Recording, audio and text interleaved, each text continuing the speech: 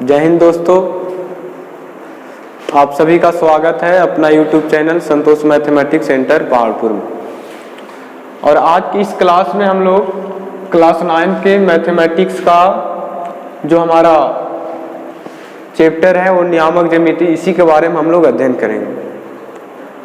और नियामक ज्यामिति हमारा एक मैथ का बहुत ही महत्वपूर्ण चैप्टर है और ये बहुत ही इसके बारे में जानकारी होना बहुत ज़रूरी है। तो चलिए हम लोग स्टार्ट करते हैं। सबसे पहले हम लोग जानते हैं निर्देशांक या नियामक क्या होता है। ध्यान दीजिएगा, निर्देशांक या नियामक क्या होता है। देखिए, इसका परिभाषा भी हम लिख दिए हैं आप लोग को समझने के लिए, बहुत ही सरल भाषा में लिखे हैं। कह रहा है किसी तल में किसी बिंदु की स्थिति का निर्धारण। देखिए, हम दो तल लिए हैं, एक तल को x डैश मान लेते हैं, दूसरे को y डैश। देखिए, ये दो तल है, ठीक है। इसके बीच एक पॉइंट ले लिए। वही इसमें भी कह रहा है कि ये किसी तल में किसी बिंदु की स्थिति का निर्धारण। ये देखिए, हमारा ये तल है, इसमें एक पॉइंट ले लिए P, बिंदु ले लिए P, और इसका निर्धारण कर दिए Px, y। तो यही हमारा क्या हो गया, नियामक कहलाता है। यही हमारा क्या कहलाता है, नियामक। तो वही बात इसमें कर रहा है कि किसी तल में किसी बिंदु की स्थिति का निर्धारण जान पाना ही उस बिंदु के निर्देशांक के या नियामक कहलाता है। इसको आप समझ लीजिए अच्छे तरीके से कि किसी तल में किसी बिंदु के स्थिति का निर्धारण ही जान पाना ही क्या कहलाता है, निर्देशांक या नियामक कहलाता है। देखिए, नियामक ज्यामिति का जन्मदाता माना जाता है रेने दकार्ते को।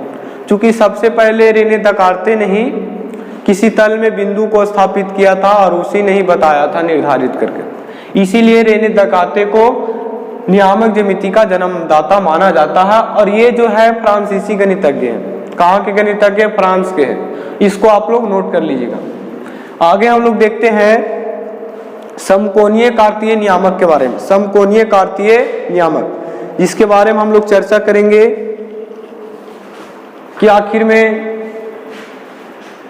नियामक में कितने पाद होते हैं, पादों का चिन्ह क्या होता है, नियामक में बिंदु को कैसे दर्शाएंगे, एक्स अक्ष कौन होता है, वाई अक्ष कौन होता है, और भुज क्या कहते हैं, कोटि क्या कहते हैं। बहुत सारे इसमें डाउट्स रहता है, तो उसको हम लोग आज क्लियर करेंगे।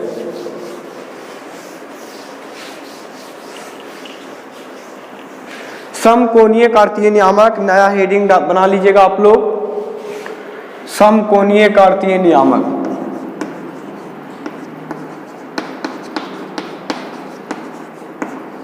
समकोणीय कार्तीय नियामक।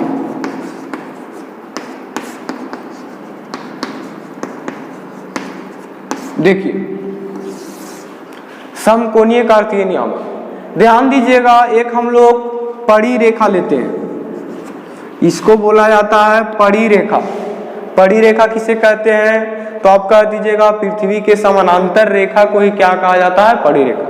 इसका नाम देते हैं हम लोग एक्स और एक्स डैश। एक ले लेते हैं खड़ी रेखा, ठीक है, इसको हम लोग क्या कह देते हैं, खड़ी रेखा। इसका नाम देते हैं वाई और वाई डैश। ये दोनों खड़ी रेखा और पड़ी रेखा जिस पॉइंट पे मिल रहा है उसका नाम देते हैं हम लोग ओ, दे देते हैं। क्या देते हैं? ओ। क्या देते हैं? ओ। ध्यान दीजिएगा, यहाँ पर एक्स ओ एक्स डैश जो है इसको एक्स अक्ष बोला जाता है। क्या बोला जाता है? एक्स अक्ष। और यहाँ पे वाई ओ वाई डैश है, इसको वाई अक्ष बोला जाता है। इसको आप रिमेम्बर कर लीजिएगा। यहाँ पे देखिए, ये हमारा एक्स ओ एक्स डैश, सरल रेखा एक्स ओ एक्स डैश, सरल रेखा एक्स ओ एक्स डैश जो है इसी को क्या पढ़ते हैं हम लोग, एक्स अक्ष पढ़ते हैं। क्या पढ़ते हैं? एक्स अक्ष पढ़ते हैं। क्या पढ़ते हैं? एक्स अक्ष।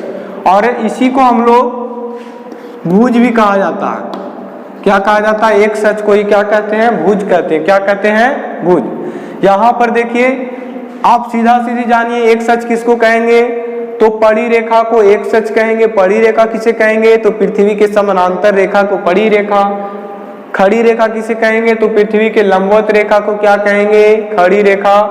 और खड़ी रेखा और पड़ी रेखा जिस बिंदु पे कटती है या मिलती है उसी को हम लोग मूल बिंदु कहते हैं। क्या कहते हैं? मूल बिंदु कहते हैं। क्या कहते हैं? मूल बिंदु। यहाँ पर ये जो पॉइंट है ये हमारा मूल बिंदु कहलाता है। क्या कहलाता है?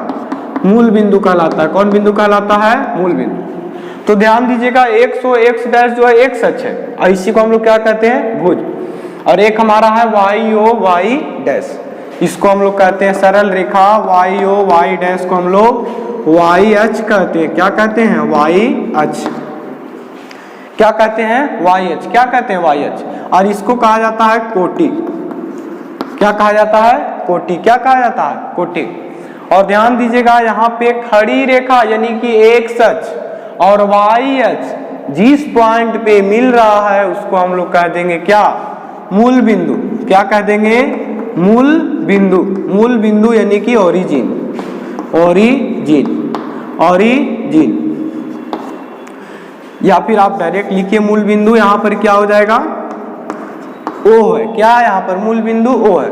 यानी कि मूल बिंदु किसे कहेंगे? तो खड़ी रेखा और पड़ी रेखा जिस बिंदु पे आपस में मिलती है उसे क्या कहेंगे? मूल बिंदु कहेंगे। क्या कहेंगे? मूल बिंदु। यहां पर आपको एक कॉन्सेप्ट को ध्यान में रखना होगा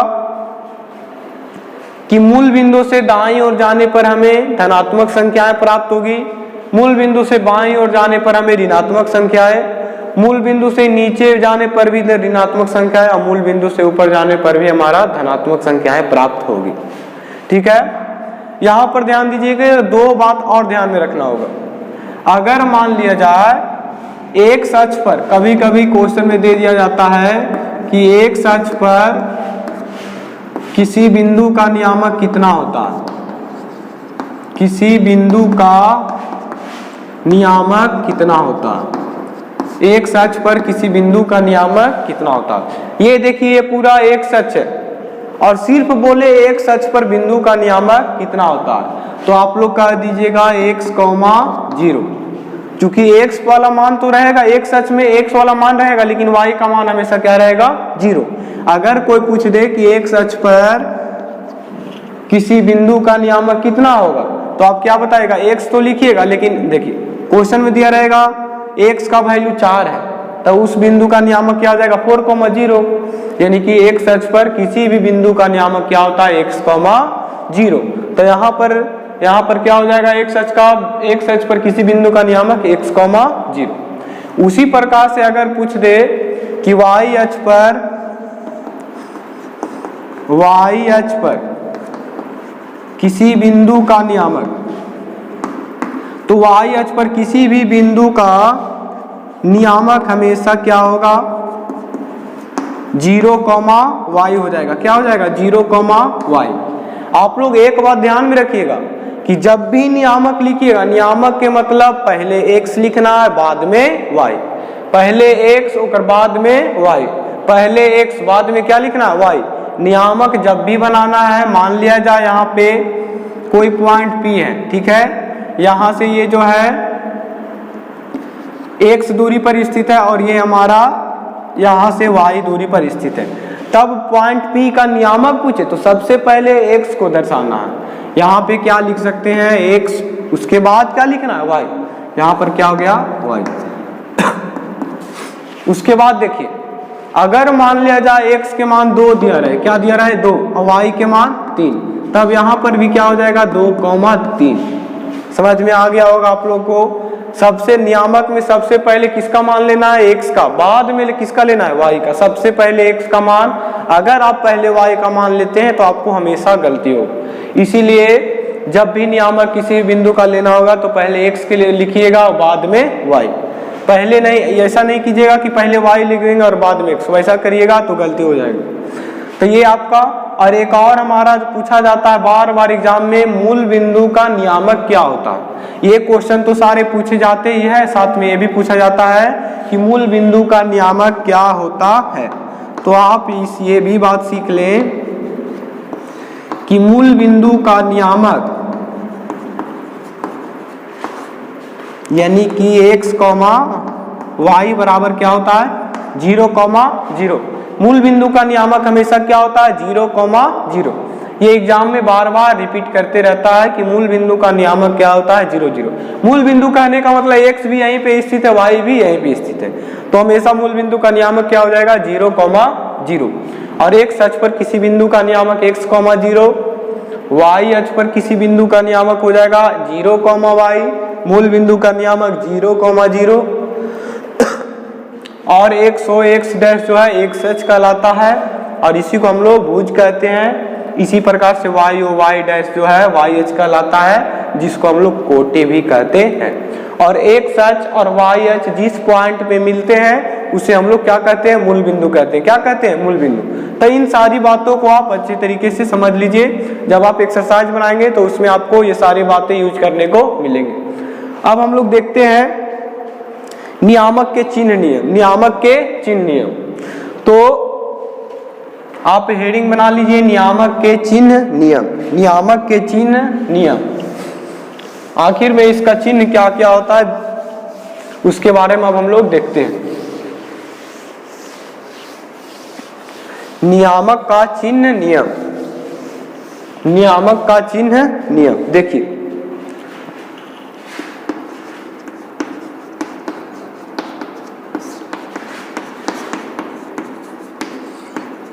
नियामक का चिन्ह नियम देखिए,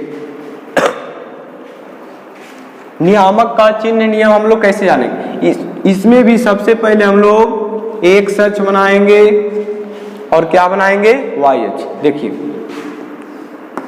ये हमारा जो है x o x डैश, ये हमारा क्या है, x o x डैश, और ये हमारा है y o y डैश। ये हमारा क्या है, x o x डैश, और ये हमारा है y o y डैश। यानी कि आप ये x अक्ष हो गया और ये y अक्ष। इसमें हम लोग देखेंगे कि नियामक का चिन्ह नियम के बारे में देखेंगे। किसके बारे में, चिन्ह नियम। तो ये हमारा x अक्ष हो गया और ये हमारा क्या हो गया, y अक्ष। यहां तक आपको समझ में आ रहा होगा। हम बताएं इससे पहले, नियामक के चिन्ह नियम पढ़ने से पहले हम लोग थोड़ा सा पाद के बारे में जान लेते हैं। पाद या चतुर्थांश।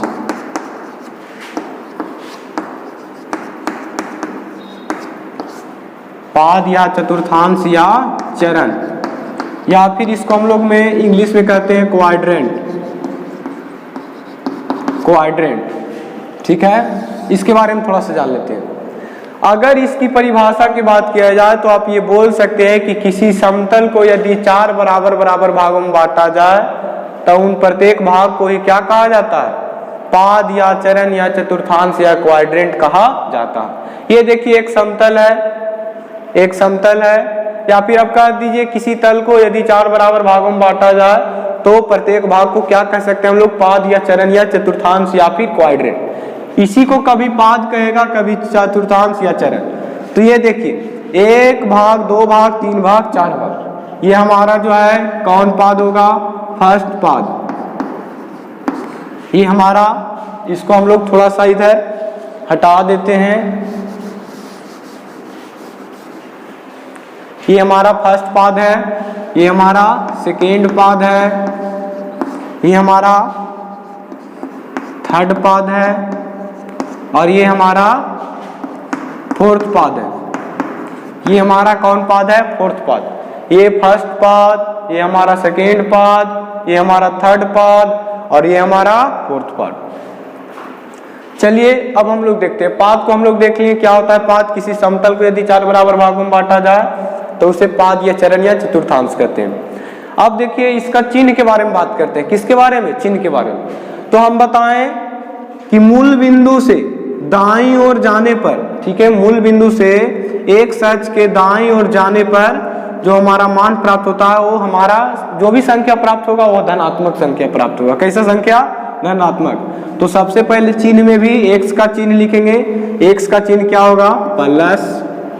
क्या होगा, प्लस। फर्स्ट पाद में x का चिन्ह क्या होगा, प्लस। और y का चिन्ह देखते हैं। अब बताए थे हम ये भी कि मूल बिंदु से ऊपर जाते हैं तो भी हमारा जो मान या संख्या प्राप्त होगा वो भी किसमें, धनात्मक में। तो यहाँ फर्स्ट पाद में x का तो मान धनात्मक में है ही, साथ में y का भी मान किस में हो जाएगा, धनात्मक में। किस में हो जाएगा, धनात्मक में।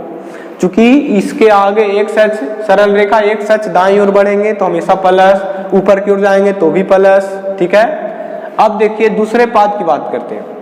दूसरे पाद देखिए, ये मूल बिंदु है, इसके बाईं ओर बढ़ रहे हैं, एक सच की ओर तो बढ़ रहे हैं लेकिन बाईं ओर बढ़ेंगे तो हमारा x का मान जितने भी मिलेगा संख्या सभी माइनस में। किस में, माइनस में। तो द्वितीय पाद में x का मान किस में हो जाएगा, माइनस में। फिर देखिए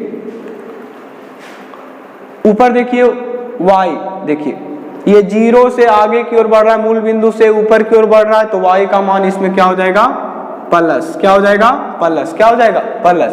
इसमें x का मान माइनस और y का मान क्या हो जाएगा, प्लस। पाद में भी साइन लेना है, कैसे, सबसे पहले x अक्ष का साइन लेना, उसके बाद y अक्ष का। चलिए अब हम लोग देखते हैं, तो यहाँ पर क्या हो जाएगा, माइनस और प्लस। क्या हो जाएगा, माइनस और प्लस। चूंकि x का मान माइनस है, y का मान प्लस। कैसे, तो इधर हम बढ़ रहे हैं पीछे की ओर, बाईं ओर बढ़ रहे हैं तो यहाँ पर क्या होगा, माइनस और y में प्लस। थर्ड पाद की बात करें तो देखिए यहाँ पर भी वही बात है, बाईं ओर बढ़ रहे हैं, मूल बिंदु के बाईं ओर। इधर दाईं ओर हो गया, ये हमारा क्या हो गया, बाईं ओर। तो इधर बाईं ओर बढ़ रहे हैं तो इसका भी मान, x का मान किस में होगा, माइनस में। y देखिए मूल बिंदु से नीचे की ओर बढ़ रहे हैं तो यहाँ पर y का मान भी क्या हो जाएगा, माइनस में। यानी कि फर्स्ट पाद में x और y का चिन्ह होता है प्लस प्लस, सेकेंड पाद में माइनस प्लस, थर्ड पाद में माइनस माइनस। फोर्थ पाद की बात करें तो यहाँ पर देखिए ये तो हमारा प्लस है, चूंकि मूल बिंदु से दाईं ओर बढ़ रहे हैं तो एक सच का मान यानी x का मान प्लस हो गया, लेकिन ये देखिए नीचे की ओर बढ़ रहे हैं तो यहाँ पर क्या हो जाएगा, माइनस। तो आप इस चिन्ह नियम को अच्छे तरीके से ध्यान में रखिएगा। पाद क्या कह रहा है, नियामक का चिन्ह नियम। नियामक में जब भी लिखना है, चिन्ह नियम भी लिखना है तो सबसे पहले x का, उसके बाद y का। तो यहाँ तक हम लोग देखे हैं। इसके बाद हम लोग देखते हैं, एक क्वेश्चन आप लोग को देते हैं बनाने के लिए, अभी तुरंत बनाइएगा, हम बताते हैं। यही हमारा इंपॉर्टेंट बात है, इसको आप अच्छे तरीके से समझ लीजिए। एक क्वेश्चन देते हैं नियामक ज्यामिति से।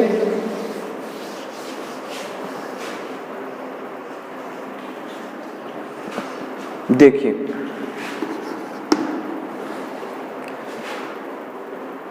नीचे की आकृति देखकर सबसे पहले आकृति हम लोग बना लेते हैं।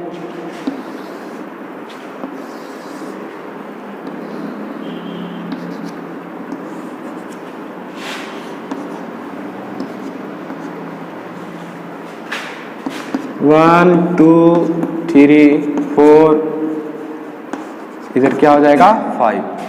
अगर ऊपर की बात करें तो ये भी प्लस में 1 2 3 4 5। इधर की बात करें तो ये माइनस में हो जाएगा, -1 -2 -3 -4 और -5। नीचे की बात करें तो भी हमारा माइनस में -2 -3 -4 और -5।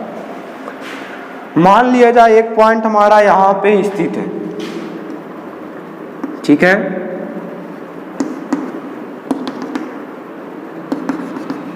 ये आपको क्वेश्चन हम खुद से ही दे रहे हैं, आप लोग बताइएगा।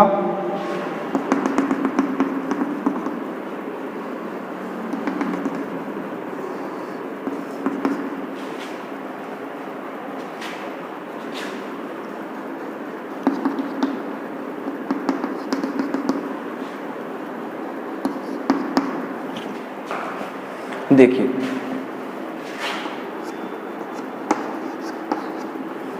क्वेश्चन, नीचे चित्र देखें और बताएं कि फर्स्ट में 4, -3 किस पाद में है।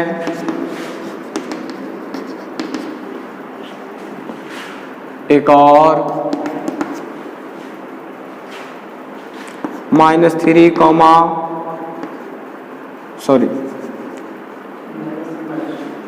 यहाँ पे आपका हो जाएगा -3,4 हो जाएगा। क्यों? क्योंकि सबसे पहले x को दर्शाना, इसीलिए पहले -3 लिखेंगे, उसके बाद ये 4। उसके बाद क्वेश्चन देते हैं -3, -2 किस बिंदु पर स्थित है, किस बिंदु पर स्थित है। और एक और क्वेश्चन देते हैं आप लोग को हम, बिंदु P का नियामक क्या है, बिंदु P का नियामक क्या है। देखिए ये 3 क्वेश्चन है आप लोग को, और तीनों अलग अलग क्वेश्चन है। तो देखिए हम लोग बनाते हैं। फर्स्ट क्वेश्चन में है कि फिगर को नीचे चित्र देखे और बताए कि, ये देखिए चित्र हम बना दिए हैं और इसको देखकर बताना है। फर्स्ट में क्या कर रहा, -3,4। अब चिन्ह हम बताए हैं कि माइनस और प्लस किस में होता है, द्वितीय पद में। तो देखिए ये -3 x का मान है और +4 यानी द्वितीय पद में, ये फर्स्ट क्वाड्रेंट, ये सेकेंड क्वाड्रेंट। तो यहाँ पर आप कह सकते हैं कि हमारा किस पद में है, द्वितीय पद में, चूंकि माइनस प्लस चिन्ह है और माइनस प्लस चिन्ह किस में होता है, द्वितीय पद में, ये हम अभी तुरंत बताएं। तो यहाँ पर क्या हो जाएगा, द्वितीय पद, क्या हो जाएगा, द्वितीय पद। फिर उसके बाद देखिए -3, -2 यानी x का मान भी माइनस में है और y का मान भी माइनस में है। ये अभी इसके पहले तुरंत हम बताएं कि x और y दोनों माइनस किस पद में होते हैं, थर्ड पद में, तीसरा पद में। तो यहाँ पर क्या कह रहा है, लेकिन यहाँ पद नहीं पूछा जा रहा है, पूछा जा रहा है -3, -2 किस बिंदु पर स्थित है। तो देखिए -3 और -2 किस बिंदु पर स्थित है, ई बिंदु पर। तो यहाँ पर लिख दीजिए क्या, ई बिंदु पर। किस बिंदु पर, ई बिंदु पर। फिर उसके बाद देखिए बिंदु P का नियामक पूछ रहा है, बिंदु P का नियामक। तो आप नियामक में जानते हैं नियामक को कैसे लिखना है, सबसे पहले x में लिखना है, उसके बाद y। अब बराबर कर दीजिए, x के जगह पर बिंदु P का नियामक पूछ रहा है तो x का मान कितना है, 2 और y का मान 3। तो इसका नियामक क्या हो जाएगा, 2,3। तो इस तरह से आपको एक्सरसाइज के क्वेश्चन मिलेंगे, उसको हम लोग अगले क्लास में देखेंगे एक्सरसाइज, या फिर उसके पहले एग्जाम्पल हम बताएंगे। जय हिंद, जय भारत।